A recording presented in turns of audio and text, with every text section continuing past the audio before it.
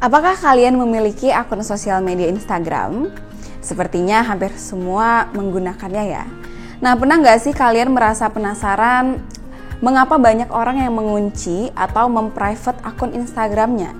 Kemudian kenapa juga banyak kita temui adanya perbedaan antara perilaku dan karakter yang kita lihat jika di dunia nyata dengan apa yang mereka tampilkan di Instagramnya?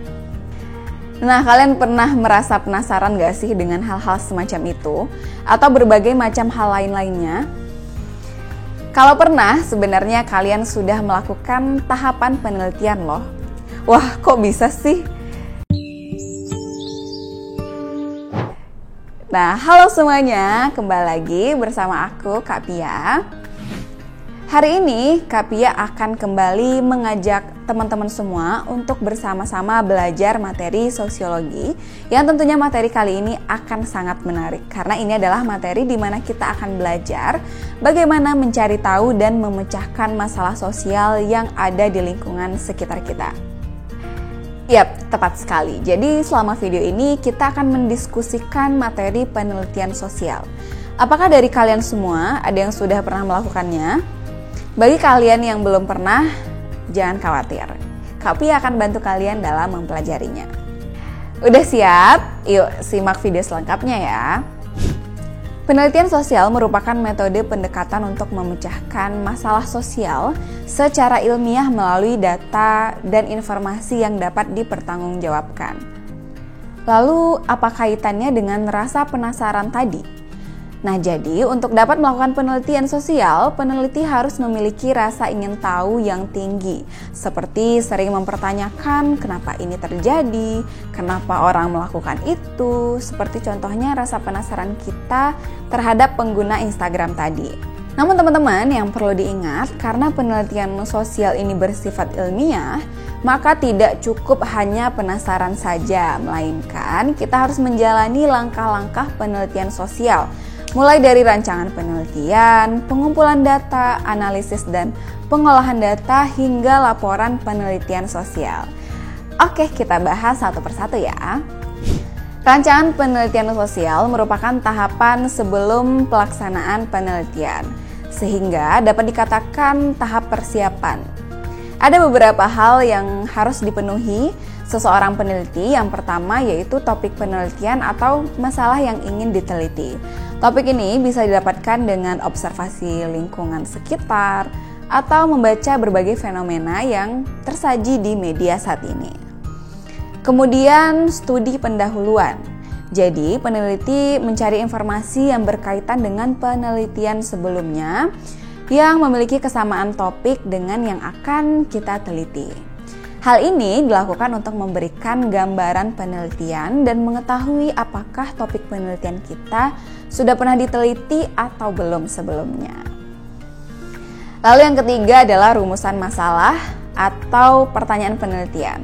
Jadi, seorang peneliti harus tahu nih aspek apa yang ingin dicari dari topik yang telah dipilih. Yang perlu diketahui adalah biasanya rumusan masalah itu menggunakan kata tanya bagaimana.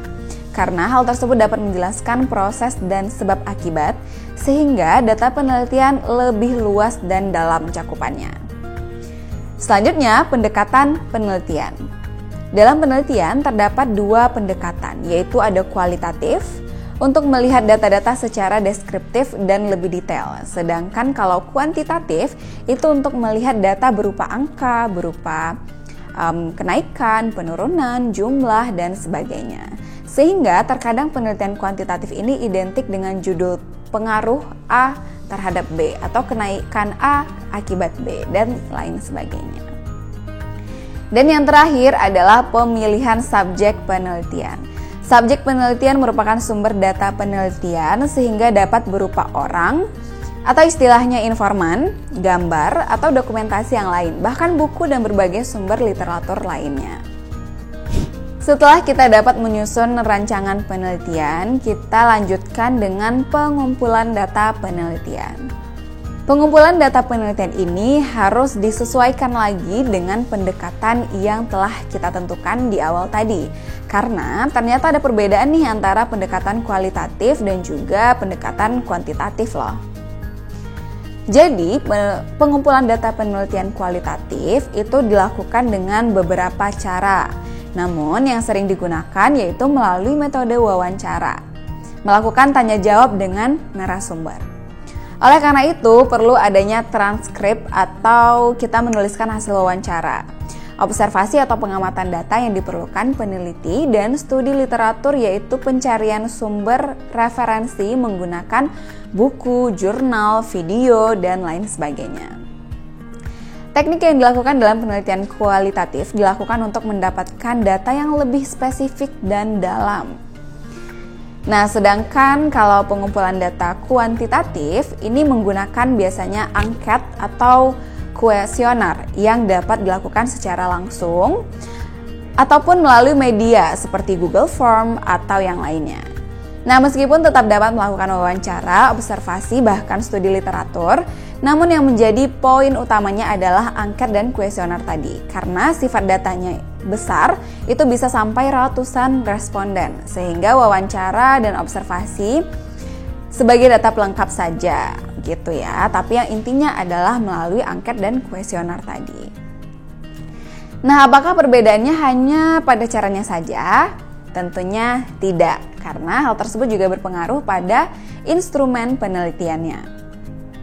Waduh, apalagi nih Kak instrumen penelitian? Nah teman-teman, jadi instrumen penelitian itu merupakan daftar pertanyaan atau aspek yang ingin kita cari tahu atau tanyakan untuk menjawab rumusan masalah.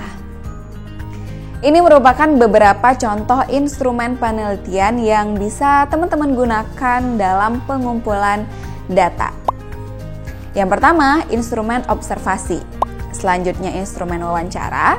Dan yang terakhir, instrumen angket atau kuesioner. Setelah data penelitian kita dapatkan nih, maka kita harus mengolah dan menganalisisnya.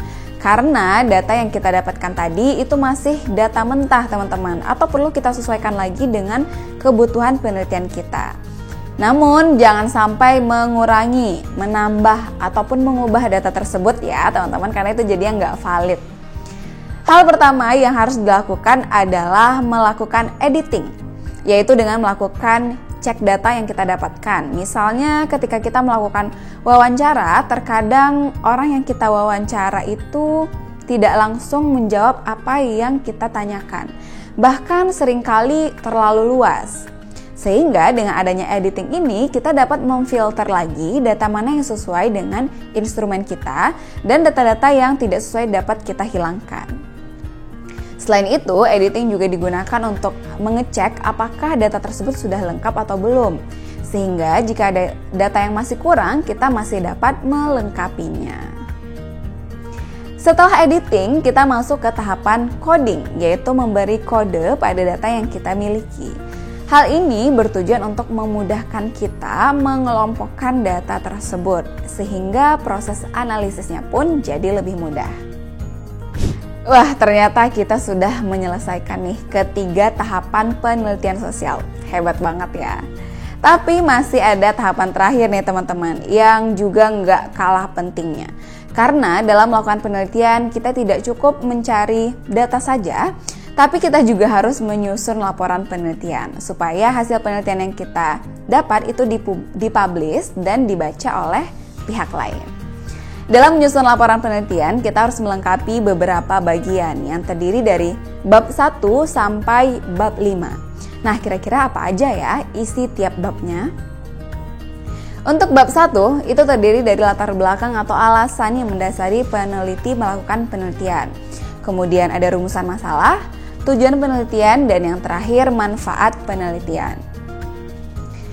Kemudian untuk bab 2-nya itu berisi kajian pustaka dan kerangka teori. Ini berisi referensi atau kumpulan bacaan yang berkaitan dengan teori atas topik penelitian kita. Untuk datanya itu bisa didapatkan melalui buku, jurnal, penelitian terdahulu, dan berbagai sumber literasi yang dapat dipertanggungjawabkan. Kemudian di dalam bab 3 itu berisi metode penelitian, yaitu tentang lokasi, waktu, dan juga tempat penelitian, serta pendekatan penelitian yang kita gunakan. Nah, itu kita jabarkan di bab 3. Selanjutnya untuk di bab 4 itu berisi analisis dan pembahasan hasil penelitian kita. Jadi Apa yang kita dapatkan dalam pengumpulan data itu kita analisis menggunakan teori yang mendukung yang telah kita tuliskan pada bab 2 tadi. Dan yang terakhir nih, untuk bab 5 itu berisi kesimpulan yang memuat jawaban dari rumusan masalah kita. Karena ini kesimpulan, sehingga kita hanya perlu menyampaikan inti dari hasil penelitian kita saja. Jadi tidak perlu panjang lebar ya. Baru setelah itu bagian saran. Ini berisi saran untuk peneliti selanjutnya yang ingin meneliti topik yang sama dengan kita, atau saran juga dapat diajukan kepada pihak yang berkaitan dengan penelitian kita tadi. Seperti itu ya, akhirnya selesai juga nih tahapan yang harus kita lakukan jika akan melakukan penelitian sosial. Yeay. Oke, memang tahapannya itu cukup panjang ya teman-teman, mulai dari membuat rancangan penelitian, kemudian pengumpulan data, pengolahan, analisis data, hingga laporan penelitian. Namun, bukan menjadi masalah ya, karena penelitian ini bersifat ilmiah sehingga harus dapat dipertanggungjawabkan teman-teman. Dan tentukan akan sangat mengasyikkan nih jika kita nanti melakukannya, karena kita akan memecahkan suatu masalah atau fenomena. Keren kan? Nah, supaya Kak Pia dapat tahu nih sejauh mana kalian udah paham sama materi ini tadi, yuk coba kita kerjakan soal berikut ini. Kerjakan dengan teliti dan pastinya semangat ya.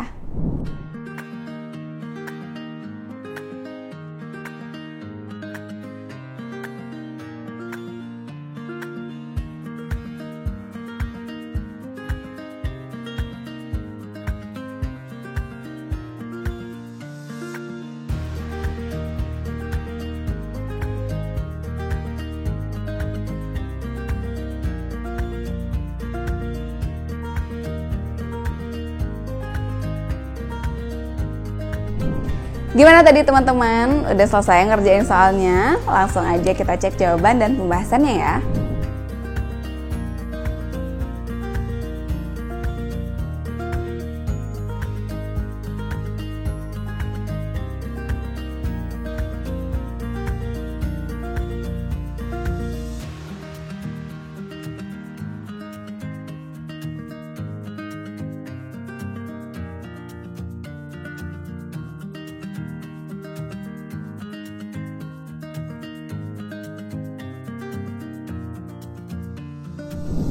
Oke, untuk video kali ini sampai di sini dulu ya. Tetap semangat belajarnya, dan bagi teman-teman yang masih bingung pada beberapa materi tadi, nggak perlu khawatir, kalian dapat menyaksikan ulang videonya hingga benar-benar paham.